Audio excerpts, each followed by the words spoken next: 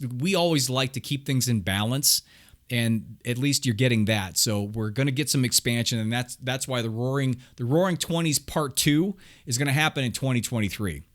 And now for something completely different. Welcome to Surrounded by Idiots Radio Podcast.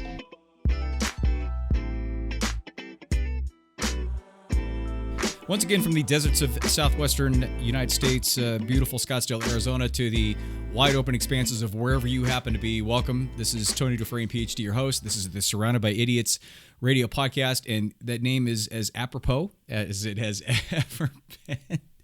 Hope things are well with you. Hope your your physical distancing is going okay, because as you have known, or as you have realized, that it's not about social distancing. We've actually found really good ways of reconnecting with people over Zoom or doing whatever we can to be able to be a part of their lives without having to physically be with them in close proximity. So I welcome you. I hope your coping mechanism is working out well. If you are out of booze, hopefully I think there's a few more minutes left for you to run out and get some.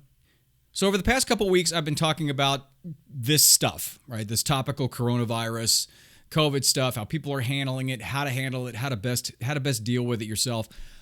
What if I told you that history right now is repeating itself almost exactly, eerily exactly, and it's providing answers to how not only we can cope currently with what's going on, but how we can understand what's going to happen after, like right after, and then we can find a way to bring about change more quickly as it goes past that, because as it stands now, we are in the midst of reliving exactly 1918 to 1923. And here's what happened then. The economic conditions and the cultural shifts during that time of the Spanish flu were extremely similar to right now, and included not only a pandemic, but a recession, 2 depressions, and an expansive Renaissance period known as the Roaring 20's. So the Spanish flu hit between 1918 and 1920, give or take. 50 million people died towards the beginning of 1918. Spanish flu starts, and it started in Kansas on an army base. And at that time, it was passed off as the traditional flu. Not only did they not know what it was, but they also didn't want to jump to conclusions and shock everybody at the same time. But this thing started spreading and spreading and spreading. And there were some people, some doctors and some health people, who wanted to get the word out to start warning people that this is a different thing. This is a different gig than what they're used to. Now, the problem is, a year earlier, President Woodrow Wilson rammed through the Sedition Act through Congress. And what this did was, it made it a crime to say or publish anything negative that would impact the war effort. So basically, it was a gag order against anything bad that was going on, because they didn't want morale to go down during World War I. So basically, with all of this happening, it spread really quickly. It was very deadly. The warnings were late. Some government officials downplayed the impact so as to not hurt their political position or chances of re-election, because God knows they didn't want things to shut down to where everybody would have economic issues and then blame them for the economic issues and they wouldn't get reelected. Sound familiar? So towards November of 1918, at the end of that year when the flu started its big spread, the armistice was signed. The war ended. World War I ended November 1918, and all the boys started coming home. Now, at that time, the recession hit. 1919 comes around, and the 19th Amendment was passed, and that was the amendment that gave women the right to vote. Shockingly, it wasn't until 1919 that they had the amendment for women having the right to vote, but that's a whole other thing. Things are a little dicey still, because you have that recession officially went until March of 1919, so it's still happening. So things are slugging along. Everybody's trying to kind of get back into it, and they're still, mind you, they're still dealing with the Spanish flu. Then 1920 rolls around, so now we're 2 years into this whole Spanish flu, boys come home, women get the right to vote. So a lot of things are happening. 2 years into it, 1920. Things are trying to get back to normal, and what happens? A depression hits. It starts in January of 1920, and it goes to July of 1921. So it goes a year and a half of like a legit depression, which a lot of people pass over. They think the Roaring 20s happened and everything was great, and then the Great Depression happened in 1929, which is actually true, but there was a little depression at the beginning of the 20s because of all this stuff happening at the same time with the flu and the guys coming back and women getting the right to vote and it changing the structure of the economy. Now, interestingly enough, at the same time all of that was happening, you had technological and cultural innovations, because it's really strange. If you look back in history, it seems as though big nodal crises that happen in the world are typically bookended at the same time by a lot of expansion. And it's a lot of expansion into either cultural or somewhat technological machinery-ish. They had the same thing during the Industrial Revolution as well. So what was happening is that they're going through a depression, but at the same time, you're getting innovations like the assembly line. Radios are now becoming mass-produced. The invention of TV happened. Now, TV is not going to be in a lot of places until like the 40s, but it was invented during that period of time. And also cinema and movies. They were starting to become more available. They were more mainstream. There were more movies available. Now, what this all means is that at that time, after they got out of the flu, after everybody came back from World War I and that was over, people now started listening to the same music, watching the same things, and they began to have a shared cultural experience. Does that sound familiar? Yeah, it's called the internet. It's the same thing. The internet's on a global scale and more in-depth, but that's exactly what's going on. It's the same thing. Now, I know the internet started happening a while ago, but you're looking at the power of the internet, both positive and negative, and how that has related to how we're dealing with this whole virus issue. Now, what happened in August 1921 and going into 1922 and 23 was called the Roaring 20's. The Roaring 20's was a time between, say, 1923 and 1929, an all-out crazy spending spree. The economy actually grew by 42%, which is astounding. And also, there was more of a I don't care anymore or a laissez-faire or a nihilistic type of an attitude that came about because there were so many people that had died with the flu. There were so many people that had died in the war. Basically, people were questioning their mortality and saying, there's no guarantees here. If I save money to retire when I'm 60 some odd years old, I may not even see being 60 some odd years old. So I might as well just go out and make it happen.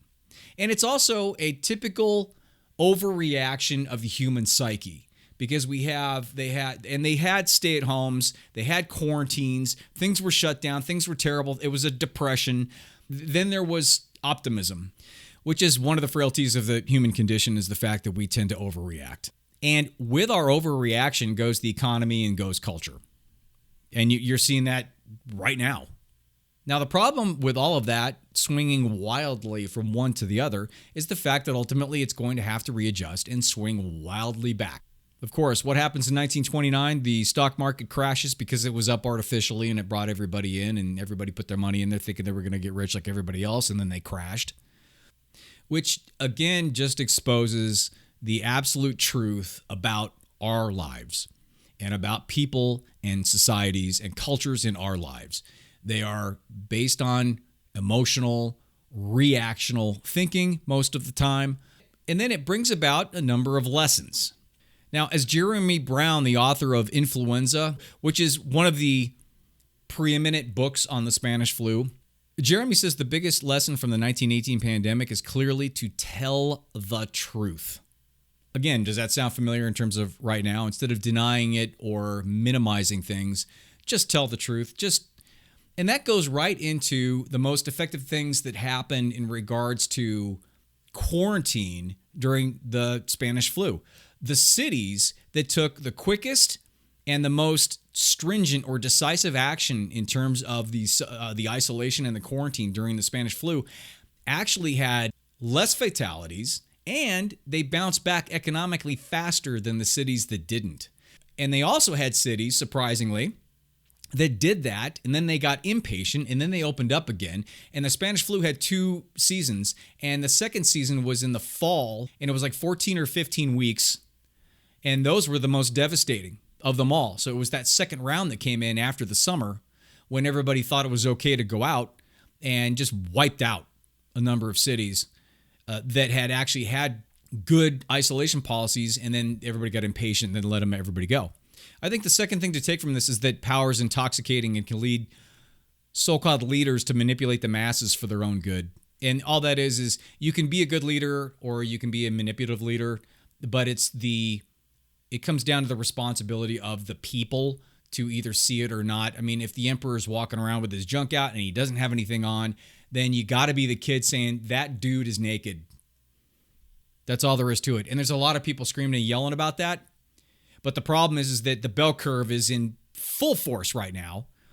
If you don't know what that is, take a look. The bell curve is how life is, period. It's a definition of how everything works. And you've got the 5% of morons on this side that are getting the media attention and that are doing crazy ass stuff to put everybody else in jeopardy. And the fact of the matter is there will always be 5% morons. The problem before is we didn't put cameras on them and make them sensationalized, because now you have to just go to the next level and you have to get crazier and crazier and crazier for anybody to watch your show, because there's a million shows out there.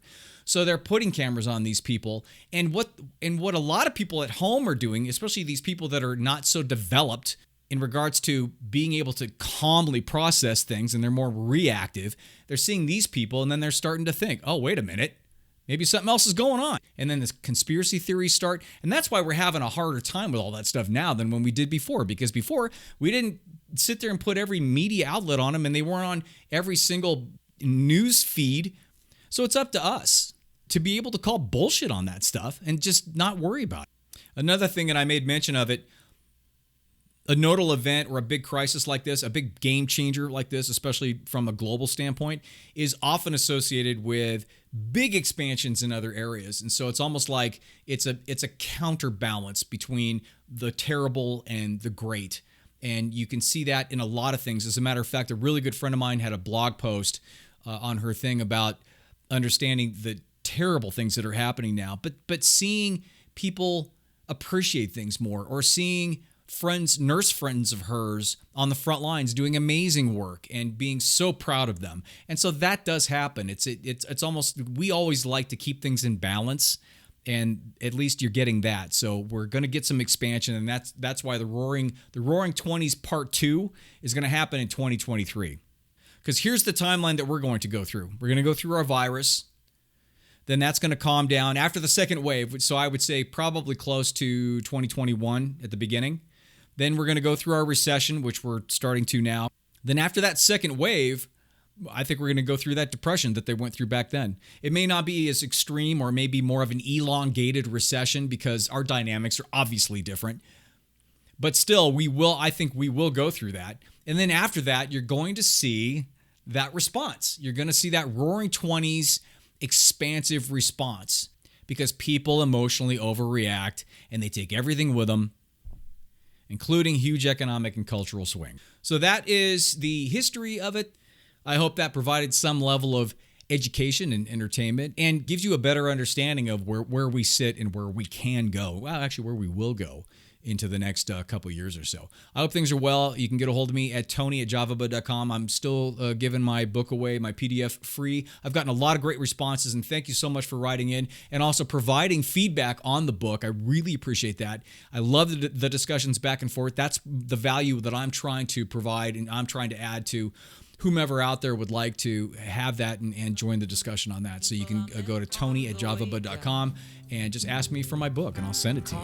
You can go to javabud.com, JAVABUD, for all the podcasts. On YouTube, it's The Java Bud for videos. You can also see these on the side if you wanted to. And any questions, comments, or concerns, get a hold of me at tony@javabud.com. Hope things are well. I will see you next week. Bye. To pretend I don't want to be alone. I'm calling all